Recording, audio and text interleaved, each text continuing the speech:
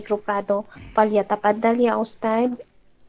Bismillahirrahmanirrahim. Assalatu wassalam ala asyrafis salin wa ala alihi wa ashabi ajma'in. Amma ba'd. Assalamualaikum warahmatullahi wabarakatuh.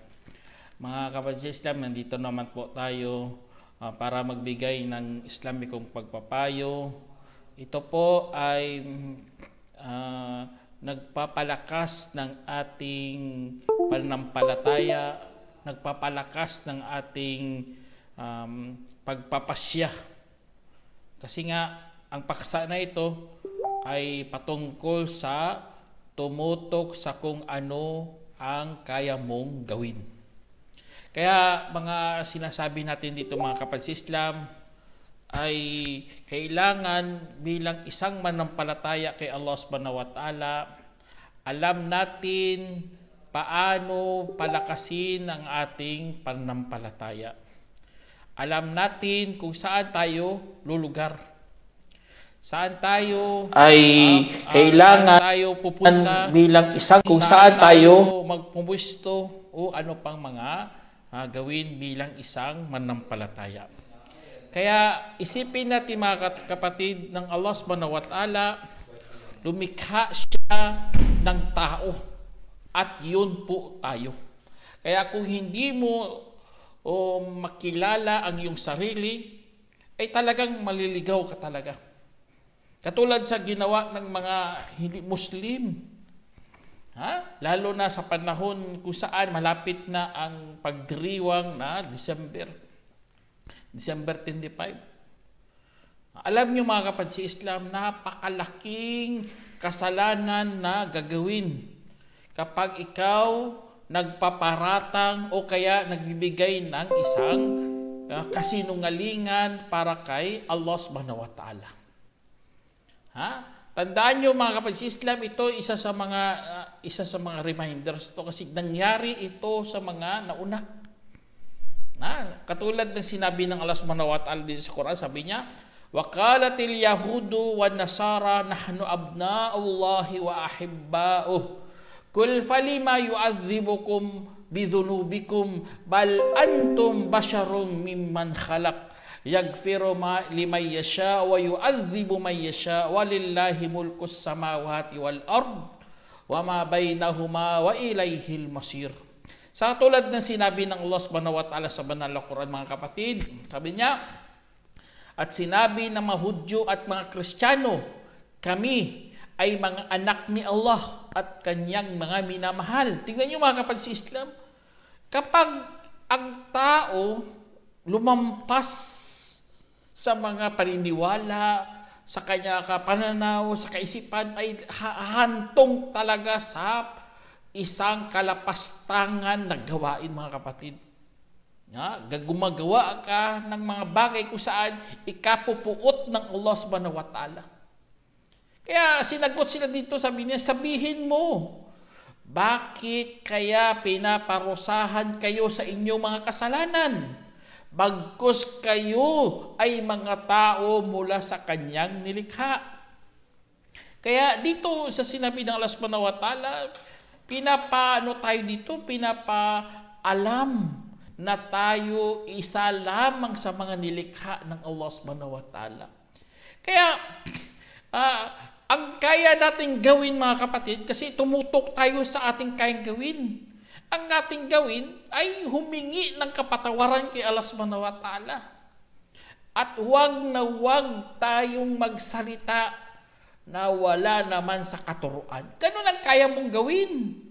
Subhanallah, ikaw gagawa ka pa ng panibagong paniniwala, panibagong doktrinas, magpupuyat ka pa, magsusulat ka pa, iipunin mo pang mga impormasyon, mga datos, o ano pa dyan para makagawa ka ng bagong doktrina. Isa naman palang isang kalapastangan sa Diyos. Subhanallah. Kaya wag kang lalampas sa hangganan ni Allah Subhanahu wa Ta'ala kapatid. Yun ang kaya mong gawin.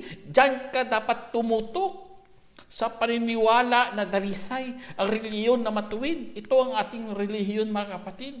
Kasi nga si Allah Subhanahu wa Ta'ala Papatawarin niya lang po ang mga taong humihingi ng kapatawaran kay Allah. Gagabayan niya po ang mga taong humihingi ng gabay kay Allah subhanahu wa ta'ala. Ito ang kagandahan sa katuruan ng Islam, mga kapatid. Tayo ay puno ng kapintasan. Tayo ay puno ng kakulangan. Tayo ay naliligaw.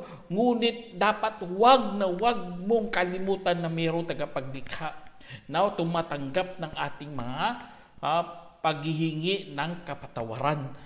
Allahu Akbar. Dahil doon, mga kapatid, doon po tayo lalong lumalakas. Doon po tayong nakakaunawa. Kaya tumutok ka dyan. Yan ang paghawakan mo. Kaya ang tinuruan tayo ng tauhid, kaisahan ni Allah subhanahu wa ta'ala. Kaya dyan ka tumutok, mga kapatid, sa lahat mong gawain. Kaya pagbabanggit mo lang ng Bismillah, araw-araw, pagsimula, pangbungad, lahat ng ginagawa mo, nagsasalita tayo ng Bismillah para mayroon ka pong ugnayan kay Allah subhanahu wa ta'ala. Para hindi ka lalampas sa mga pinagbabawal ng Allah subhanahu wa ta'ala. Kaya po, mga kapatid, tandaan mo, hangad natin lahat na ang saya sa ating buhay. Hangad din natin ang magtagumpay.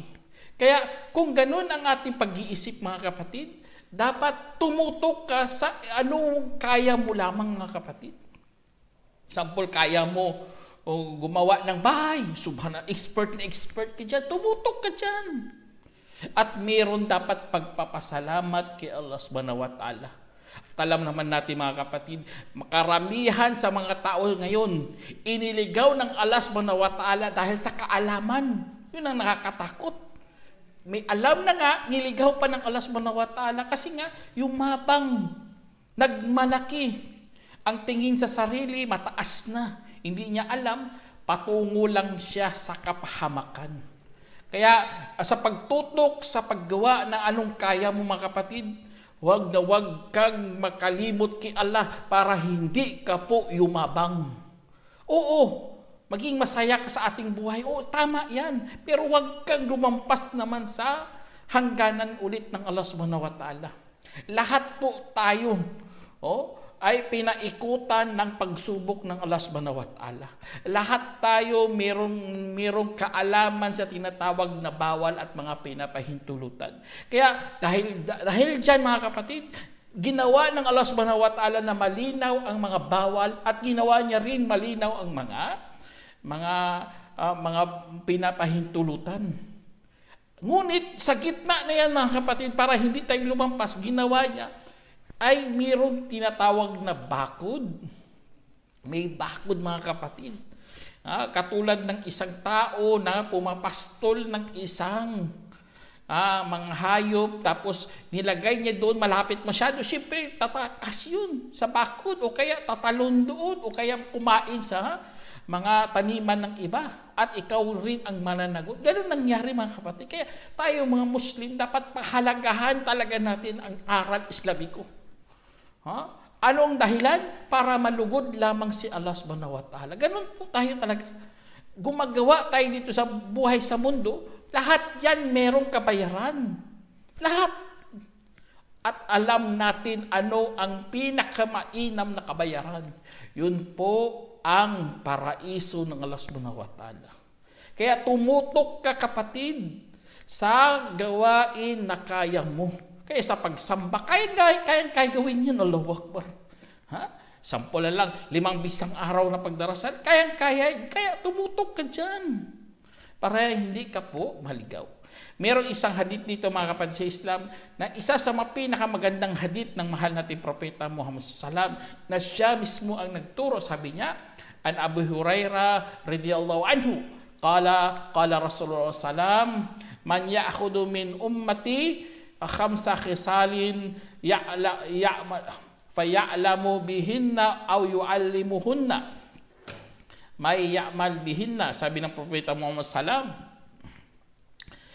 sabi ni inulat ni Abu Hurairah na sinabi ng mahal nating propeta Muhammad sallam, sino kaya ang kukuha mula sa akin na mga ng mga salita na saka kanya itong gagawin o kaya ituturo sa sinumang magsasagawa ng mga ito.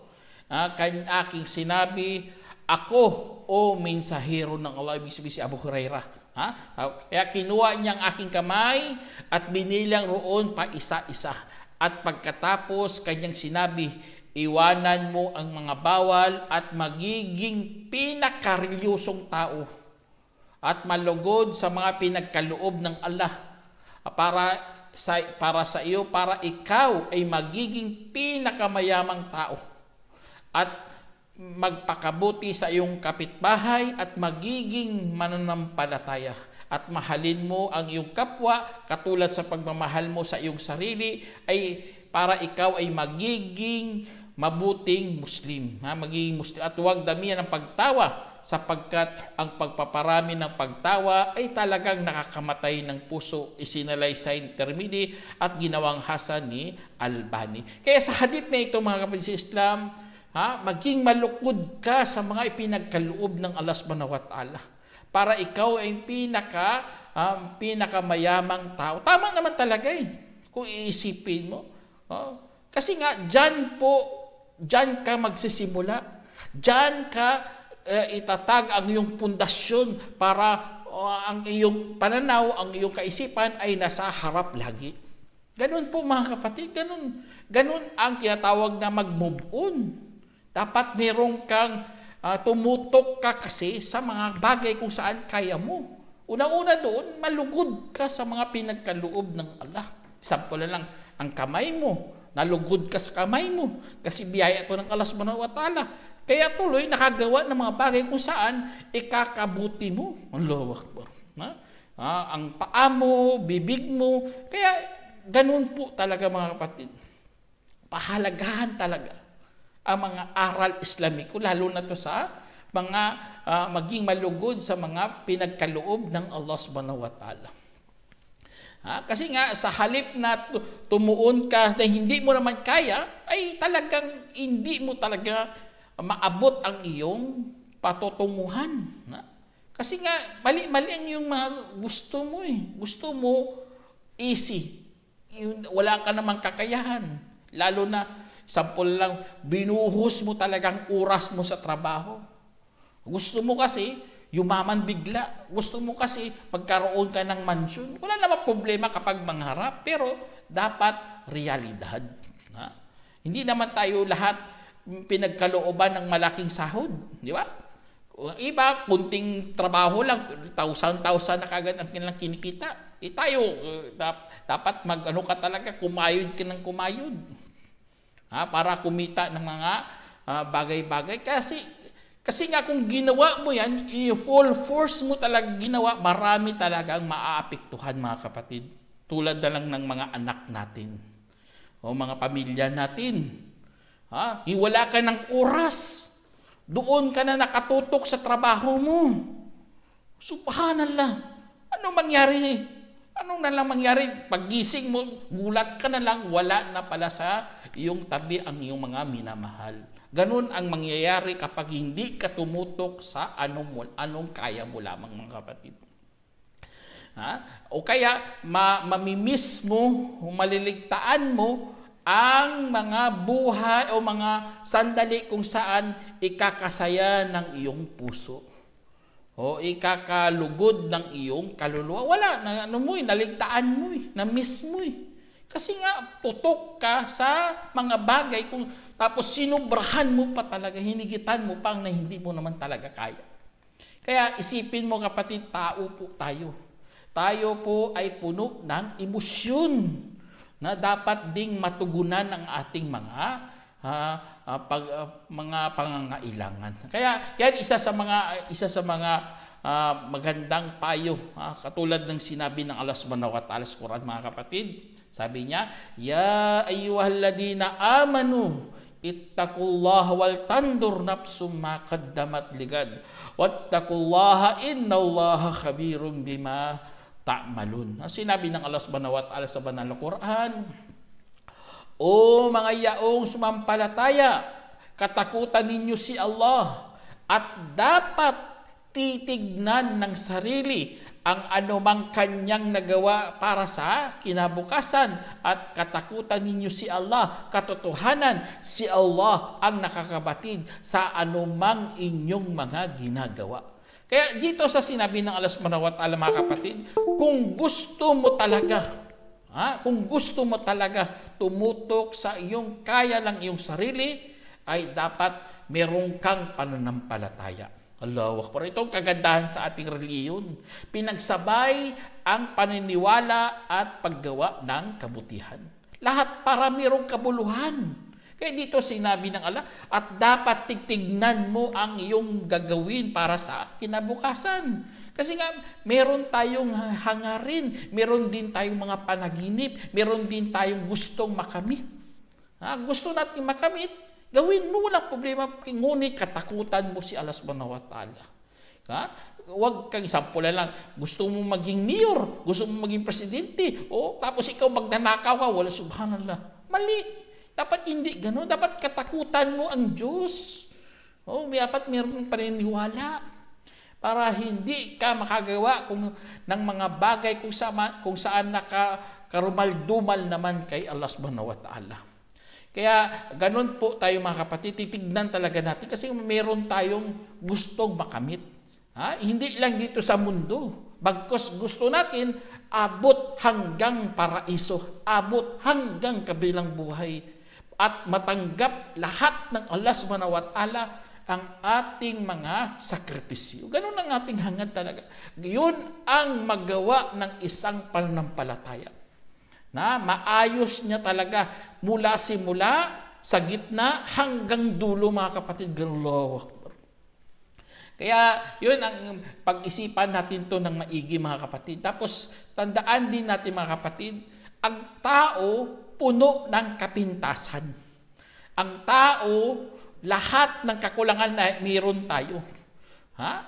Kung ganun pala mangyari, hindi yan dahilan, mga kapatid. Hindi yan dahilan. Kasi nga binigyan po tayo ng Allah subhanahu wa ta'ala ng mga kasangkapan kung saan kaya mong gawing mainam ang iyong buhay. Allahu Akbar. Binigyan ka ng mata, binigyan ka ng tenga, binigyan ka ng puso. Lahat po yan mga kasangkapan para magkaroon ka ng tamang pag-unawa. Para magamit mo rin yan sa pagtahak sa tamang landas patungo kay Allah subhanahu wa ta'ala. Kaya kung puno ka ng kapintasan, kaya mo naman matugunan sa ibang gawain. O kaya maghanap ka ng mga tao kung saan diyan sila magaling. Kaya isa-isang kumpanya, mga kapatid, paiba-iba yan ang mga trabaho, paiba-iba ang mga department, mga division. Kasi nga, hindi nga natin kaya mag-isa. Kailangan natin ng maraming kaibigan.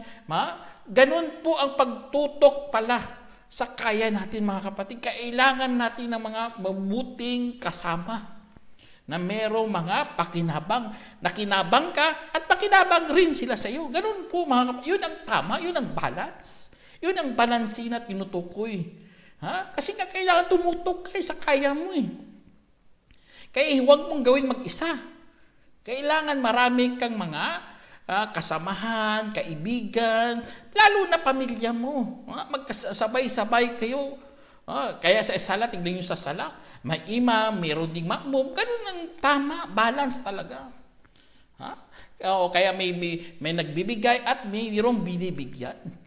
Kaya sa pagsamba kay Allah subhanahu wa ta'ala, doon lalo nating nauunawaan ang tunay ng diwa ng buhay, mga kapatid.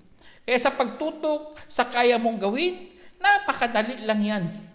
Lalo na meron tayong hadith na binanggit na sinabi niya, an Abdullah bin Amro, qala Rasulullah sallam, kad aflaha man aslama, waruzika kafafan, wa kanna'ahu Allahu bima atahu. Sinabi sa hadith ni Prophet Muhammad SAW na inulat ni Abdullah bin Amro bin As na sinabi ng mahal nating propeta Muhammad SAW, talagang nagtagumpay ang sinumang sumuko sa Islam at biniyayaan ng kasapatan at gawing kontento ng ala-anong pinagkaloob niya sa kanya. Isinalaysay ni Muslim. Ito pala mga kapatid, isa sa mga lihim na dapat nating alamin. Kasi nga sa atin, mga lihim, ang iba hindi nila alam to. Tayo, alhamdulillah, sa pagdaan ng mga panahon, paglipas ng mga maraming mga pangyayari, doon natin natuklasan na may mga bagay pala na dapat nating mataglay. Yun po ang pagiging kontento. Di ba? Noong bata ka pa, gusto mo lahat maabot mo. Okay lang yan mga kapatid, gusto mo maabot, pero dapat marunong ka rin magkontento kung anong meron ka. Para maganda ang pagtutok mo sa mga bagay kung saan kaya mong gawin. Kasi magawa mo talagang gusto mo. Sa totoo lang. Pero dapat marunong ka magkontento. Kasi iba, kung walang kontento, hindi na yan magpatuloy. Sample lang, maghukay siya. Maghukay, kita niyo sa naghukay ng hukay. Akala niya walang kayamanan pala sa pero meron palang kayamanan. Ganun na mangyari sa iyo. Kung wala kang kontento, iwanan mo yan. Hindi ka na magsipag. O wala ka nang tinatawag na fighting spirit. Wala. Kaya yun mga kapatid sa Islam, itong ini-encourage sa hadith na maging gagawin kapag ikaw pinagkalooban ng Allah subhanahu wa ta'ala ng kafafan o tinatawag na kasapatan, ay gagawin ka ng Allah subhanahu wa ta'ala, maging kontento ka na sa bagay. Kaya kapag naging ganun ang iyong buhay, ay malaking pag-asa na ikaw ay magpapasalamat talaga kay Allah subhanahu wa ta'ala. Allahu Akbar. Ito palang dahilan sa lahat ng mga dito mga kapatid, ang bunga pala nito ay pagpapasalamat kay Allah. Kasi nga iba, pinagkalooban na nga ng mansyon. Pinagkalooban na nga ng magandang mga sasakyan, mga magagarang sasakyan. Ngunit ang napakasamang palad mga kapatid, hindi man lang nabanggit ang pangalan ng Allah. Bagkus nagpasalamat sila kay sino? Sa kanyang sarili, subhanallah. Dahil sa aking galing, dahil sa aking diskarte, dahil napakagaling ko talaga gumawa, na kumita ako ng ganun. Ganun na mangyari sa iyo kapatid. Hindi binigyan ka ng mga ganun, tapos hindi ka man lang nagpasalamat kay Allah subhanahu wa ta'ala. O kaya nagpasalamat pero sa ibang Diyos-Diyosan, ito napakasakit mga kapatid. Naalala niya ang ibang Diyos na hindi naman dapat dakilain. Nag-shirk pang kaya pag-ingat kayo mga kapatid sa mga ganitong mga gawain. Kaya tayo bilang Muslim, tumutok tayo sa ating kayang gawin at magpasalamat lalo kay Allah subhanahu wa ta'ala. At maging positibo ka rin mga kapatid. Kasi nga, huwag ka lang magpunyagi sa isang bagay na wala ka namang control. Tandaan nyo yan mga kapatid, wala kang control, huwag mong gawin yan. Sample lang, bahay ng iyong kapitbahay, tapos ikaw pupunta ka doon, nakikisalo ka doon, feeling mo at home ka, subhanallah. Hindi mo yung control, hindi mo yung bahay.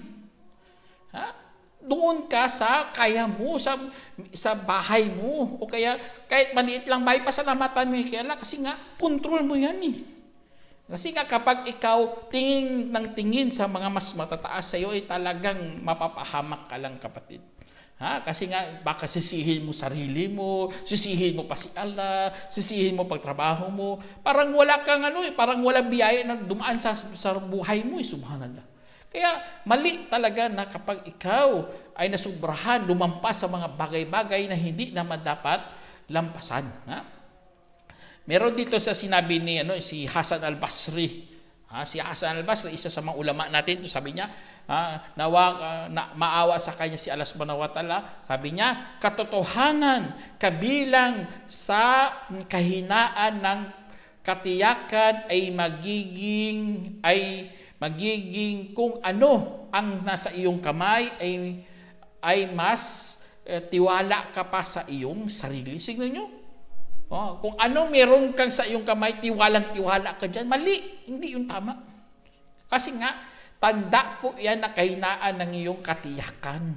Kapag doon ka tumingin, sa kamay ni Allah subhanahu wa ta'ala kung anong nasa kamay ng Allah. Allahu Akbar. Para magkaroon ka ng lakas ng loob, para tutok na tutok ka sa anong kaya mo. Minsan kasi sobrang kumpiyansa mo na sa sarili mo, subhanallah.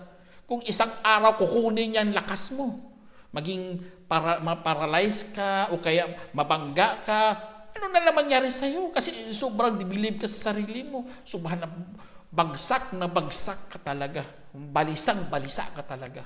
Kasi nga, ganun ang buhay mo. Hindi ka kasi naniwala sa mga sinabi ng Allah at mahal nating propeta at mga mahal nating mga ulama na nagbibigay sa atin ng payo.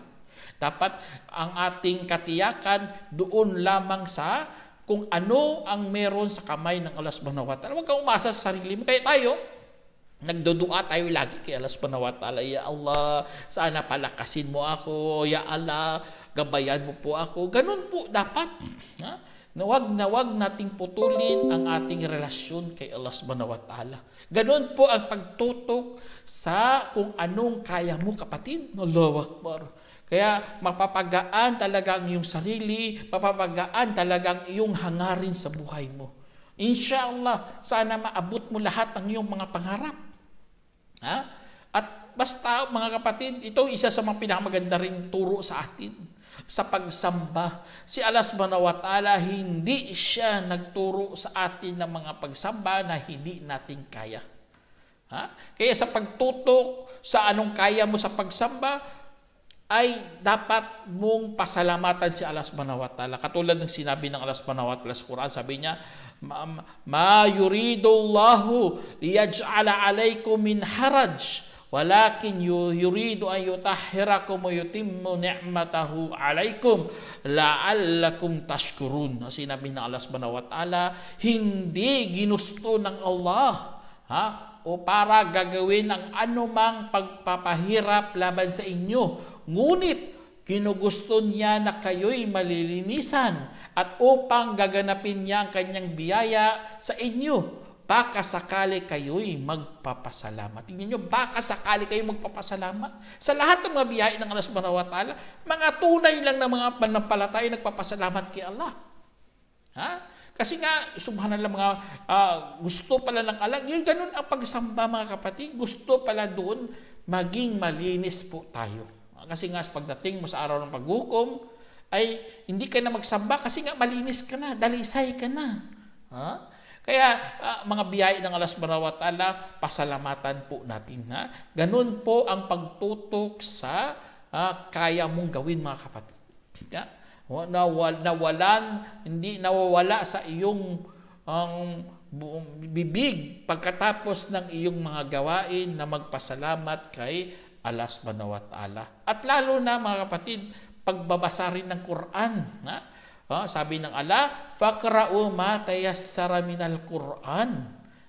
At saka bigkasin mo ninyo ang anumang madali mula sa Quran. Tingnan nyo. Ibig sabihin pala sa pagtutok sa kaya mong gawin, tutukan mo, lalo na sa pagbabasa ng Quran, ang madali para sa iyo. Sample lang, kaya mo suratul Fatiha. Ayun, basahin mo yun. Ikhlas, basahin mo yun. Ganun ang pagtutok mga kapatid. Hanggang mapamahal ka na sa Quran. Hanggang gustong-gusto mo na laging basahin ang mahal nating Quran. Allah, ganun pala mga purpose doon mga kapatid. Mapamahal ka talaga. Kasi yun ang sa iyo eh. Matututukan mo talaga ang Quran. Kasi lagi mo siyang binabasa. Madali lang binabasa mo. Kaya, at alam naman natin mga kapatid, dito sa mundo, at sa kabilang buhay din. Tandaan nyo, pati sa kabilang buhay. At dito rin sa mundo, wala talaga tayong kabusugan. Akala mo doon sa paraiso, wala rin kabusugan doon ang pagnanasa. Kasi nga, sa totoo lang, ganun tayo nilikha ng Allah subhanahu wa ta'ala. Walang kabusugan sa pagnanasa. Katulad dito sa hadith ni Prophet Muhammad SAW, na inulat ni Abu Hurairah na nagkukwento ang mahal nating propeta Muhammad SAW habang sa kanyang tabi ay isang lalaki mula sa disyerto, ibig sabihin baduk. Katotohanan, merong lalaki na mula, sabi ng Panginoon natin Propeta Salam, merong lalaki na mula sa taga-paraiso na nagpaalam sa kanyang Panginoon tungkol sa pagtatanim. Subhanallah, gusto niya magtanim doon sa paraiso. Ha? Sa hadith. Kaya sinabi niya sa kanya, sinabi ng Allah, wala ba doon ang iyong nais? Ha? Sasabihin niya, opo, ngunit iniibig kong magtanim. Ha? Kaya siya ay nagsaboy ng mga binhi. Sa isang kislap mata, ang kanyang pananim ay lumago hanggang sa kapanahunan nito. Ibig sabihin, tumubo kaagad. No? Ganun kislap mata lang, tumubo at aanihin na. Ha? At saka naging katulad ng mga bundok sa laki. Subhanallah, mga pananim niya, naging parang mga bundok. Kaya sasabihin ng Allah, nariyan ka o anak ni Adam, tunay na ito ay hindi nakakabusog sa iyo. Subhanallah, tingnan niyo mga kapatid. Yun, sabi ko sa inyo, doon sa paraiso, ay walang kabusugan doon.